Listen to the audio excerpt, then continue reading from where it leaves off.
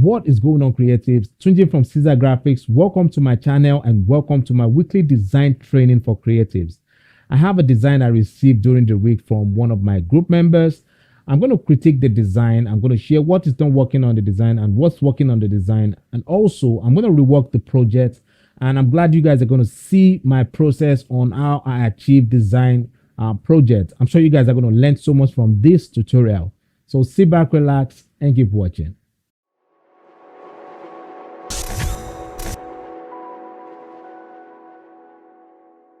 So this is the design I received during the week. The use of white space, all right, in graphic design is very good. In fact, is like the lung of our design is what is always giving our contents the opportunity to breathe.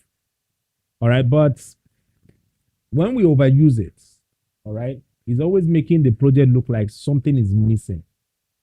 All right, and one of the things that always affects the making it look like something is missing is when we don't use the right frame for the project, and that's what I notice is going on here. All right, and also I notice the use of elements that are not really necessary. All right, this sunlight effect here, on the face of the characters here, I don't think is necessary. All right, the sunlight is not necessary. Okay, and why we always use sunlight, all right, on our project, or the glow light effect, is when we're trying to say there's a sunlight from the background, all right, or we're trying to say there's something related to energy on the project. That's when we use sunlight. I mean, we use this type of glow image on our project. But when there's nothing, all right, requesting for it on the project, please, you don't add it. All right, just use the characters the way you have them, or the way you copy them from the internet. And then the other thing I think you did not do well here is the space between your rows is too close. All right, like this side of your venue here, the space between the venue, all right, is too tight. All right, you need more space in that area. And I know so many of you make this mistake also. You don't understand, some of you don't understand that the space between your rows, all right, when you're typing your venue, is also important. Avoid making it too tight. When it's too tight, it's going to make it look like something is wrong with that part of the venue. And it's also one of the things that always make it look like our design project is not successful. I know you generated this cloud from Photoshop, all right, and the fact that it is called cloud does not mean you should use it the way Photoshop give it to you. Because if you use it the way you generated the image from Photoshop, it's not going to give you the cloud look. Instead, it's going to give you something that look like smoke effect. In fact, if I have the opportunity to send a message to Adobe, I'll tell them that instead of giving this filter cloud, why not just give it smoke? Because it looks more like smoke than cloud. So this is not necessary. In fact, the glow, I'm talking of the brush, all right, the gradient, excuse me, the gradients on the background, the way it is now, is better than what you had there before with the use of the cloud filter. Okay, so I'm going to quickly rework this, and I'm going to share what is going to help the project. Okay, so I'm going to be very fast with this. Let's see if I blow this, like that. All right, and there's one trick I used to do whenever I have dull images on my project, and that thing is I always convert the project to black and white. Yeah, I just remember that now. I convert the project to black and white like this, and I'm going to use levels, right, to increase the brightness. This, like that. Take this out like so, and we can use call, okay, to just move this down. For the background, we can take this out, right? We'll take that out. Yeah, that's what I do. If I have bad pictures like that, this is what I do. And then I'm going to add noise, all right, to the projects.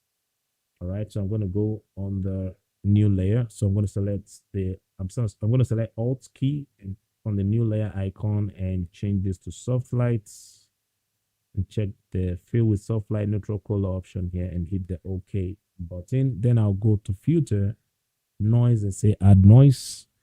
All right, so I'm going to move this up here. All right, I'm going to move this forward, not up here. I'm going to move this forward like that. So why I'm making this move here now is because the picture is bad. So I'm going to create a new layer because white, the use of too much white like this is not really okay. So I'm going to switch to black and hold on Alt and backspace to apply the black to the project. I'm going to take this out. That, and I'm going to turn down the opacity a bit because I want to have this, gray color on the project like that. Right? I don't want it to look 100% black. Then I can now change the color of this grays here to blue. Right? We can use blue because blue always look nice on black and white. Oh yeah, colors like this. All right, they always work well on black and white projects. All right, so I'm going to switch to gray on this. Right, I'm going to use gray on this like that. And then for the minister's name, if I do this, won't the client say the title is too big? No, there's nothing wrong when you do this. All right, because the project is looking dull. And one of the ways you can give life to the project is what I'm doing now.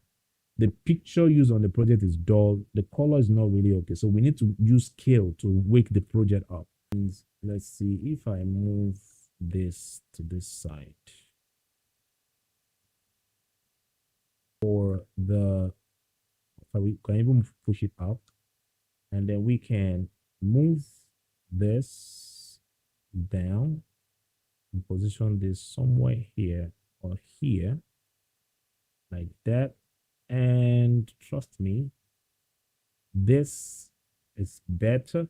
And I believe you guys can agree with me that this concept here is, sorry, I'm adjusting the wrong layer. This concept here is better. And then the noise behind our character. Yeah, this is another trick I want to teach you guys. So since this is, this is our background, what we can do is to create another new layer. I'm going to hold on Alt and click on the new layer icon and change this to soft lights, change this to noise. Watch what I'm going to do here now. You guys are going to see how this move is going to separate our background from our subject. So I'll go to filter and select noise and say add noise. All right, and make this particular noise more louder. Watch this, guys. This is beautiful. And hit the OK button, but this is affecting the entire project. So what I'm going to do is I'm going to add a layer mask and I'm going to select the gradient to here. Make sure your gradient is set to black and white. And let's see if I move this down. Look at how beautiful this is. You can even reduce the opacity just in case you feel that effect is too much.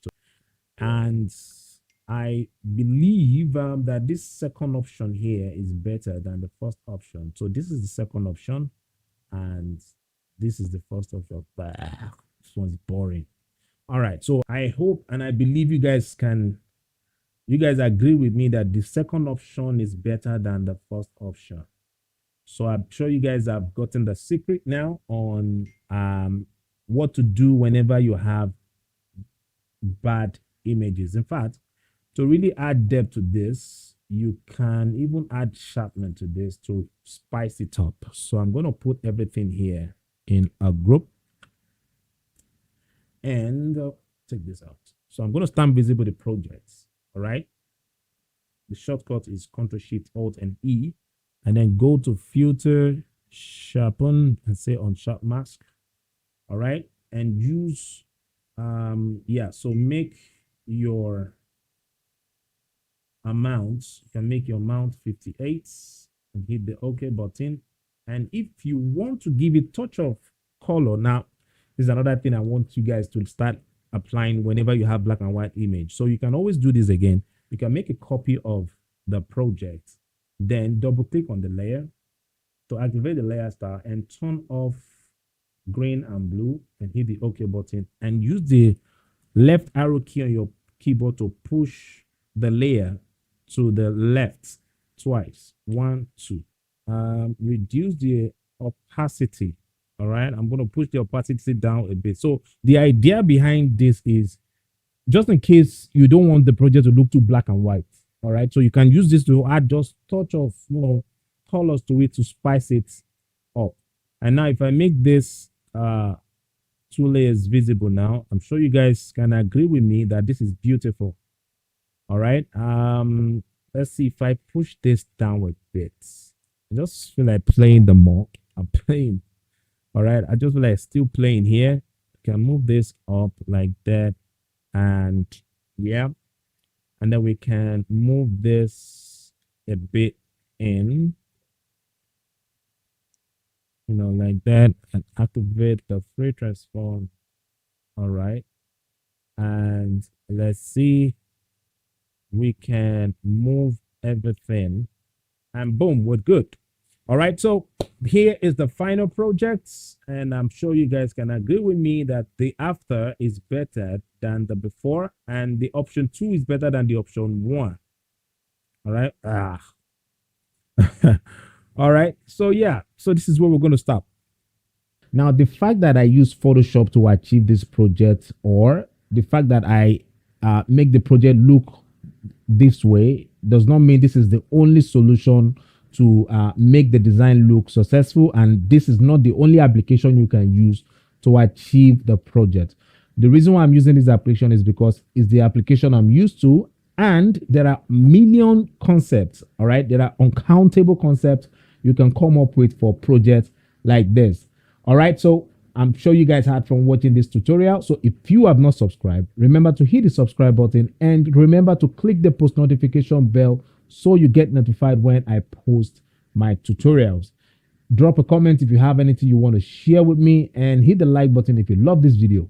Thank you again for watching, and I'll see you in the next one. Peace.